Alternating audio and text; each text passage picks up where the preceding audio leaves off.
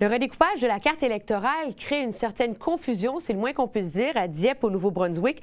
La ville est littéralement scindée en deux. Et comme l'a constaté mon collègue Pierre-Alexandre Bolduc, cette nouvelle frontière politique mène à une véritable guerre de pancartes. La guerre du meilleur emplacement pour l'installation des pancartes électorales est bien commencée dans le sud-est du Nouveau-Brunswick. Avec le redécoupage de la carte électorale, la ville de Dieppe est désormais divisée en deux. D'un côté, il y a la circonscription de Moncton-Dieppe-Riverview et de l'autre, celle de Beauséjour. Le problème, c'est que certains candidats n'hésitent pas à s'afficher d'un côté comme de l'autre et pour certains électeurs, difficile de s'y retrouver. Je ne suis pas sûr quelle circonscription j'appartiens à l'heure actuelle. Je pense que ça porte un petit peu à confusion.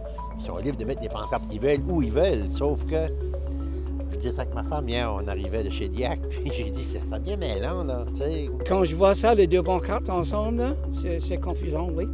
Le député libéral sortant de Beauséjour, Dominique Leblanc, aide la candidate de la circonscription voisine, Ginette Petitpas-Taylor, à faire campagne, ce qui ajoute parfois à la confusion. Hélène Boudreau, une candidate du NPD, a choisi de gérer les choses autrement. Elle a carrément demandé à son collègue voisin de respecter les frontières. C'est que certains endroits sont plus convoités que d'autres. En temps normal, en Acadie, on règle nos problèmes amicalement. On espère que nos collègues et nos opposants seront de la même hauteur. Il n'y a rien dans la loi électorale qui interdit aux candidats de s'afficher dans une autre circonscription que la leur. C'est donc la loi du plus rapide qui détermine quand et à quel endroit chacun peut installer ses pancartes.